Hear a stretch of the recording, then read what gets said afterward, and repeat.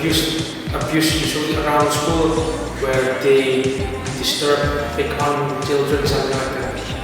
When someone disrespect others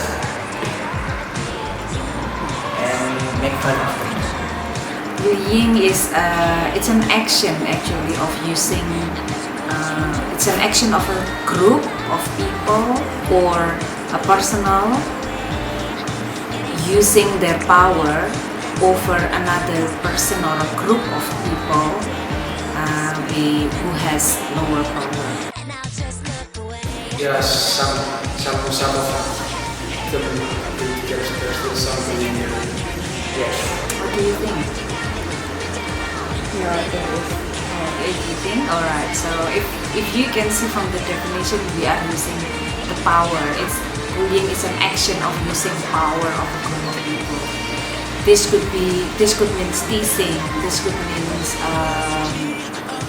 verbal, alright, verbal saying, or an action, a physical action, or it could also using the technology to use that to disrespect or to show that other people are lower in the lower level. I think yes, it happens in some way. That is, for example, there's there's a kid named Evander that time.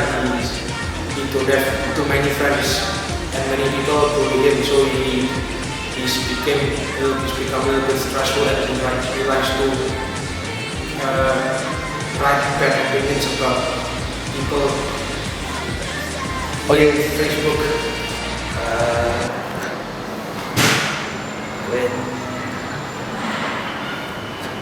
When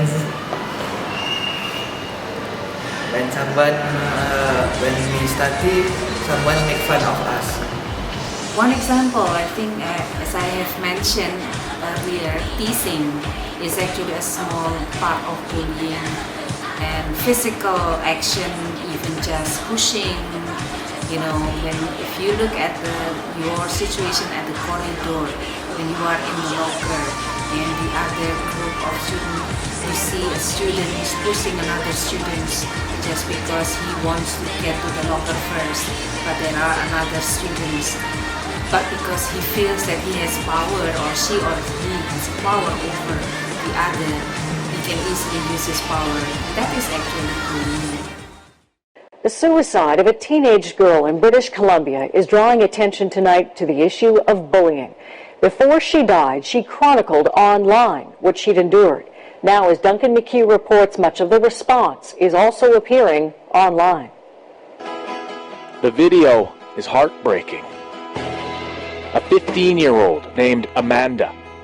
She never speaks, but recounts how she descended into depression and self-harm after months of taunts online, progressed to attacks at school. She uploaded it to YouTube last month. Yesterday, she took her own life. She had changed schools a few times, but couldn't escape her tormentors. Now, classmates are in disbelief. This has been going on for a very long time. If I was her, I would have done it way before. To be bullied to the point where you have to, kill yourself, I don't think that's right. They're mourning at the gym where she trained as a cheerleader. I think because on the exterior she was so tough and strong and would put up with so much that she could handle anything. And we're all breakable. School officials who knew of the bullying say they'd connected her with counselors. The district was aware of the video that was posted, was aware of this prior to her death, and that supports were in place. Condolences flooded Facebook, where much of Amanda's ordeal played out, and other social media. And she had to go through so much to want to kill herself, try and kill herself twice. Twice, not just once, twice. No one asks for it. It isn't a rite of passage. Bullying has to stop. Amanda herself recently posted a school project on cyberbullying, yet her online confessional mirrors similar stories of pain. Parents need to be aware that pretending it's not going on is not going to make it go away. It is just such a big issue. Tragically, Amanda hoped her video would help others. Now, YouTube has pulled it, and school crisis counselors grapple with its legacy.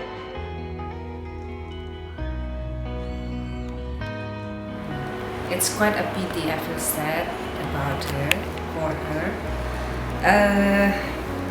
There are some concern here. For example, she doesn't have, for me, I think, self-esteem is one of the main thing. Openness. She tried to act as if nothing happens to her. She behaved as if nothing, as if she could handle it. But she doesn't have someone to talk to, and that is actually what we need to be aware of, or teenagers should be aware of.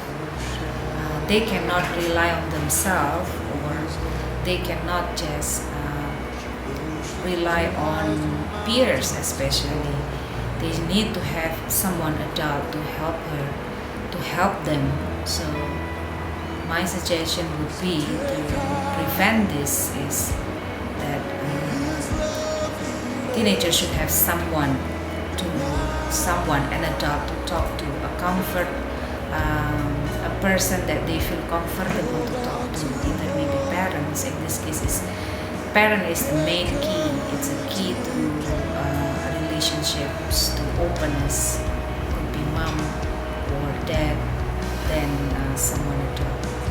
And I agree totally to what the video mentioned about the role of a school counselor here. I myself is a school counselor, and I think building a communication with school counselor is also one of the ways. After watching that video, I think it's one of the prime examples of why bullying can cause such fatal effect. And as you see there's a girl named Amanda, a 15-year-old girl, who's bullied several times, and every time she tried to move away from the problems, she always encountered that problem again.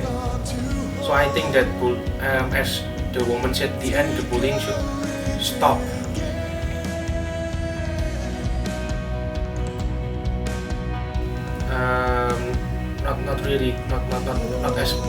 Not as tough as that. Maybe if the student in there are not as wild as those students in there. Yeah, we never know. We never know, because this is quite a general issue or concern.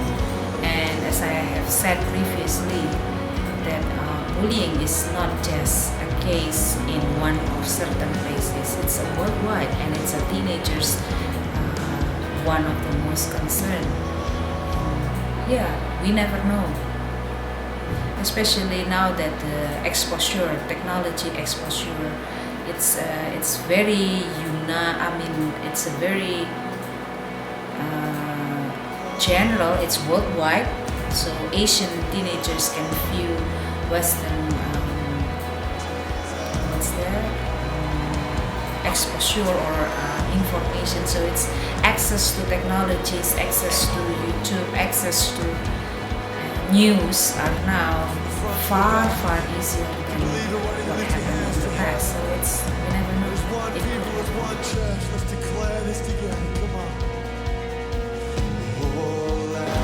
We have to realize ourselves that bullying is bad, and we can see from the example how the victims die because of just being bullied. So we have to stop it from the nature itself. Patient and don't allow them to make fun of you. It is a very easy question, but with complicated answer. Not only bullying does not only happen in one school; it's worldwide issue, and I think bullying has become one of the main concerns in high school worldwide. People have many ideas. Experts have many ideas approaching this concern. First, like in disciplining or enforcing discipline rules in school. It could also mean approach could be a communication with the intense communication with students or preventive ways. And I think one of the ways that we could start thinking is actually building an understanding or building a respect among all students of the school communities about that everybody has the same right and everybody deserves to be respected in their own ways.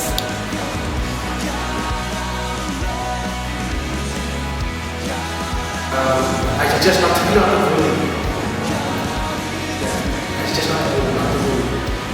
Stop bullying. So it could mean that a communication, again, one possible way is an intense communication with the bulliers. But if we are talking about teenagers, it's going to be more communication or meaningful or an understanding. But somehow the effective way is a time when a bullier become a bully, a person who is a victim. Then in that time there is something that can change him inside. So that is a thing that if until